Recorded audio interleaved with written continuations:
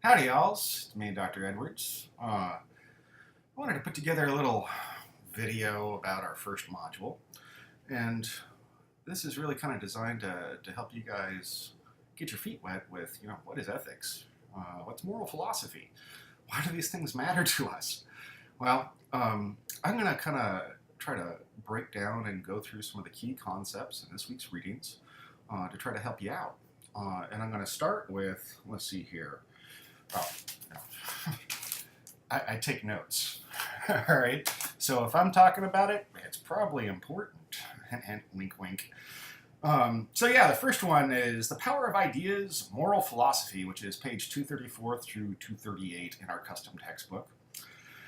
And this really kind of digs on into, why does it matter? Like, what is ethics? Generally speaking, it's moral philosophy. All right. The good life. What constitutes good? What makes something good? What are the things that we should be doing to be good? All right. Now, I should point out, sometimes not all these questions have clear answers. All right. Go figure, people for thousands of years have been debating these things. We are not necessarily going to get concrete answers here. All right. But what you are going to get are some key insights, understanding how through time and critical thought, how we've expanded our understandings of various things. And this is a great one to start off with. Skepticism. Skepticism. It's not disbelief. It's questioning. People call me a skeptic, and I take that as a compliment. I question everything. Not to get too off track, but why am I sitting here talking? Why am I talking to you through a computer, through modern technology? All right. Well, it's all about trying to help you guys. Skepticism comes in all shapes and forms, and we use it to kind of check ourselves. Incidentally, the video this week, the TED Talk, with Firestein, however you pronounce it, I'm not sure. Doesn't matter to me. It made it him, but he actually does a great job kind of highlighting that the point of science is actually to understand what we're ignorant of, to understand that science is not about accumulating facts and data. That isn't really science. Those are things that we use in science, but really it's about learning to ask really good questions, right? I might study something, but that doesn't mean that's the end of it. That might mean, or tends to mean, oh, hey, there's this whole other thing that I didn't realize that was all connected to this, and I got to go understand that. So skepticism really connects to understanding that ignorance is not necessarily a bad thing. It's not a judgment. It's not a put down. It's not a pejorative. Okay. It's something very real, and the better we recognize its value. All right. That's the key thing here. Its value. Skepticism is valuable. I don't know. I'll give you a strange example. As you know, I do a lot of work in West Africa. I've lived and worked with various communities there for a long time. I work a lot with traditional hunters, traditional practitioners, folks like shamans. They don't call themselves that, but that's kind of the right idea. And I came across some things that were, I couldn't explain it. Let's see here. A good one. I'll try to make this brief. So one of the first times I ever went out with a traditional hunter, I was actually in the Peace Corps at the time. And kind of like here in the States, when you go out camping, you tell stories around the fire at night. Right? It's an age-old tradition across many cultures through time. So we're sitting there, and keep in mind, give you a little context. I was a newbie. I didn't know my bum from my elbow. I barely spoke any of the local language, and to be quite honest, I I was pretty high up on myself. I had just graduated with my BA in anthropology, and I was all psyched and, ready to go out and apply all my insights and understandings and, have the world unfold to me. Well, that first night out there in the bush with the hunter, his name was Kibri. Kibri is telling some stories, fantastical stories. He's telling me about how he likes to change into other animals. And I'm like, yeah, right, whatever. Sure you do. In a very typical Western ethnocentric way. And Kibri kind of got a little cheesed at me. He could tell that I was not very genuine or sincere in what I was saying, and he kind of put me in my place. He kind of, oh, sorry, I forgot to include a key piece. He was smoking a pipe. I don't know what was in the pipe. I can tell you I didn't smoke it. But I was close enough to him that I smelled it. It didn't smell like marijuana or anything like that. It smelled a bit weird, but I have no idea what it was. Anyway, he's telling me stories. I'm like, yeah, whatever. Sure you do. And he's getting a little cheesed. And so he jumps up, and the tree over his head, he snaps a branch out of it, and he throws it on the ground at my feet. Now, this is where you're going to think I'm absolutely off my rocker. And that's okay, because this is all about skepticism, remember? Throws the stick on the ground at my feet, and it turns into a snake. Not just any generic snake, but a very specific snake. A critter called a gaboon viper. And they're actually the heaviest bodied viper in the world. Think about a python with venom, and you get the right idea. Big fat snake. And yeah, as you probably are now, I'm a bit of a critter nut. I know snakes, I catch snakes, all that good stuff. Anyway, the point is, excuse me, Kibri was sick of my nonsense. He did something that I, to this day, cannot explain by any scientific means. Right? I got lots of ideas. Secondhand contact to the smoke. I was hallucinating. Power of suggestion is a great one. Any psychology minors out there or majors. The point is, I still to this day don't understand what happened, but that's what's important. That causes me to ask questions, right?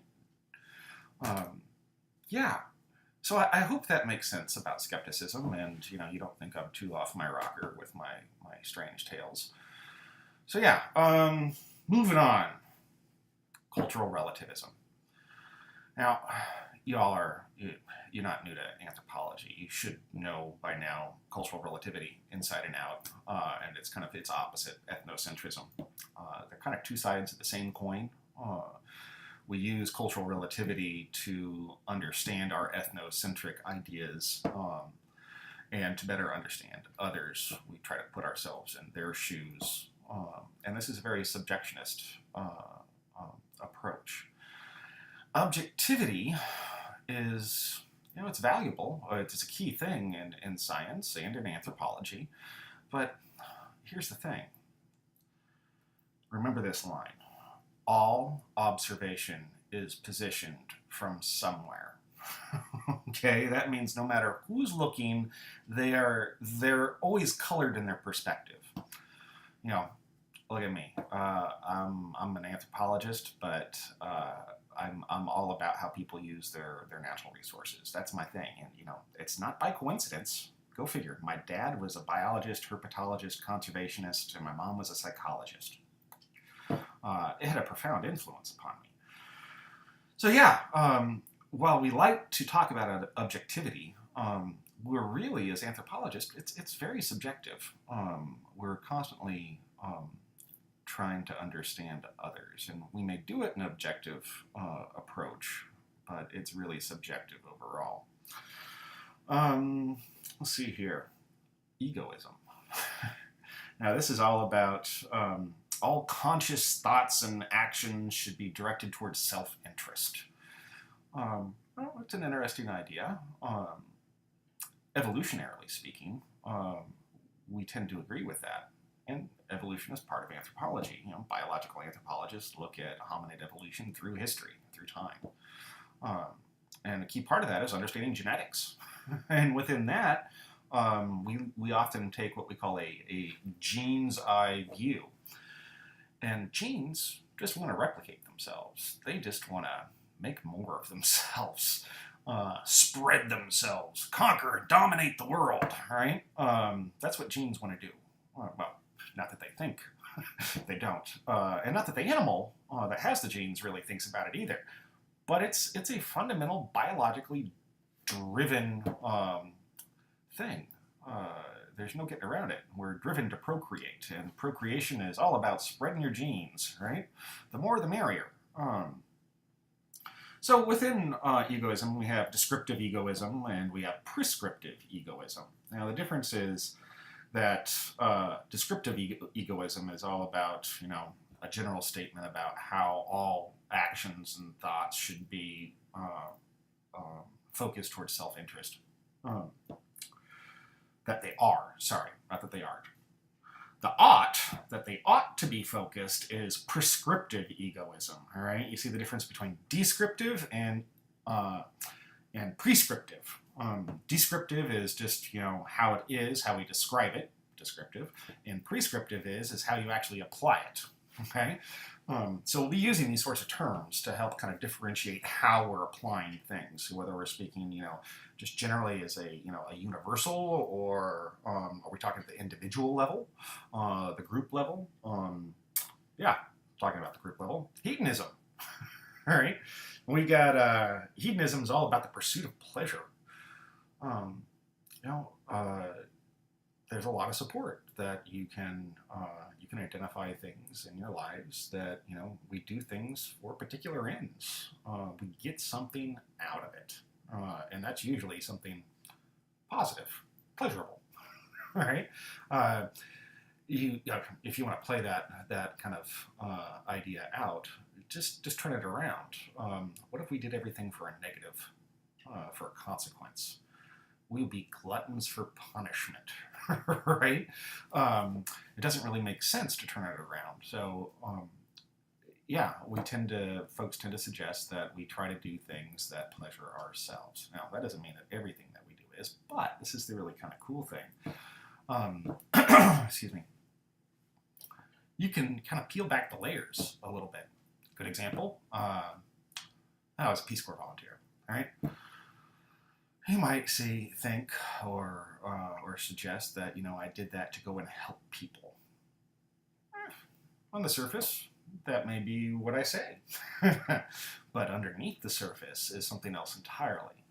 I grew up in a strange family, a family that worked internationally, spent a lot of time out in the field, out in the bush. I was strapped to my dad's back in the Amazon basin as a baby.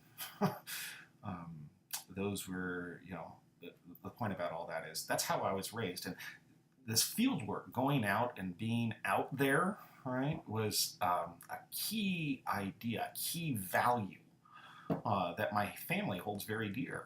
So much so that when I finished with my undergrad, I decided, you know what? I need to see if I can hack it. I need to see if I can do this, if I can go out there, all right, and not just survive, but thrive. And so that's actually why I joined the Peace Corps. I didn't, yes, I wanted to help people, but there was this underlying, personal gain that I was getting out of it. I was testing myself to see if I measured up, if you would. Yeah. Moving on. Let's see here. Yeah. I think that's where I'll leave that first readings, The Power of Ideas, Moral Philosophy. But I want you, if you look in your text, after that initial chapter, there's more. All right? So if you want to pick apart ethical hedonism or egotistic ethical hedonism and things like that, you can sit and read all the details about it. Now, I don't want to go too far down that road because while we do use philosophical reasoning and constructs, this is not a course in philosophy, all right? So I'm not going to sit here and ask you, so what is, Plato's view on self and self-interest, right? But I may highlight like, oh yeah, he's got a key point about that you may want to know. Yeah, it'll give you greater insights into things. So, moving on to does morality depend on God or society? Relativism, divine command, and natural law. Now, I'm not going to go over cultural relativism again. You should know and understand that. A key thing that you should probably be able to differentiate is the difference between total relativism and cultural relativism or limited relativism. Now, how to give you an example? Relativity, great idea, but it has limits, and they're often closely associated with our own personal values. For example, we might say that it's a wonderful idea that no group, no culture should be judged by any other standards other than their own, because it's their system, their way, all right? And to use an outside standard to measure or judge that is inappropriate. But what about the Nazis and Hitler, right? Can we just say that, oh yeah, no, that's just their culture, they're just doing their thing? No, kind of a line that's been crossed. Okay, when you're committing ethnocide, genocide on a massive scale, of any scale, you are that bad wrong. Okay, I don't really know any other way to say it. So, if a total relativist would say, well, that's just the way they do it, but a limited relativist or a good cultural relativist would recognize that there are boundaries being broken here, that there are certain fundamental human rights, okay? Now here's the tricky thing. Depending on who you are, influences how you see things, your background, your family history, your enculturation, and you may find yourself in unique situations where it's gray. Okay, I'll give you a good example. I spent 6 months in northern Pakistan, and during my time there, I saw a what's the words to describe this? A culturally sanctioned murder, death, enmity. Now you're like, what? Yeah, I was sitting at a community council meeting. It's outside, and one of the lieutenants of one of the local headmen falls over, and it's actually after he falls over that we hear the gunshot. Somebody up on the mountainside shot him, and chaos ensues. Everyone jumps up. A bunch of guys are jumping on their ponies, riding up the mountain. An hour or so later, they bring this guy down, and we'll call the guy that they brought down off the mountain, the shooter. We'll call him John, and we'll call the guy that John shot. We'll call him Tom. Okay. Now it turns out that Tom, way back in the day, back in the 80s, not that back in the day, but he killed John's father. Okay, and at that time, Tom, as local custom dictates, the eldest male needs to be compensated for the loss of their father, and that's done through money. Tom gave a bag of money to John when he was a kid. Now, it's up to John whether or not he accepts that or not. If he accepts it, right, he goes and he spends the money. If he doesn't, he holds on to the money and he can seek revenge. Right, that's what it comes down to. Now, That's exactly what happened. John held on to the money. He decided that he was not okay with what happened, and within their cultural framework, he had every right to seek revenge for the murder of his father. I just happened to be there when it happened. Now, interestingly, I actually ended up having dinner with John that night, and I learned all the ins and outs of his story through an interpreter, and it was fascinating. And I didn't feel that he had done anything wrong. All right, part of that is because of my background. Not to say that I believe that revenge is a good thing or anything like that, but many cultures have these special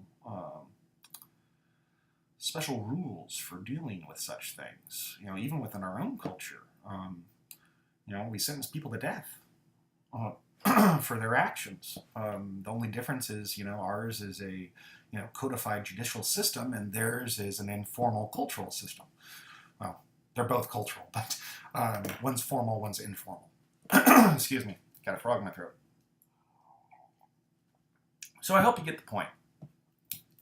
Well, I can sit and say that, Nazis and Hitler and exterminating all sorts of folks, bad, wrong, crossing a human rights line. I don't have a problem with Tom and John and Tom. They weren't putting it on anyone else, if that makes sense. It was strictly between them, and there are specific cultural rules that prohibits them from seeking out other family members and stuff like that. Anyway, moving on. Divine command. All right. If we're curious about how we live the good life, or how we are to be good, one argument is, well, you do what your God commands you do. Well, that's a nice thought. Now, I should tell you, I don't practice any religion. Sometimes people kind of mistake that I'm not sensitive to their religious views or beliefs. I want to stress that I am.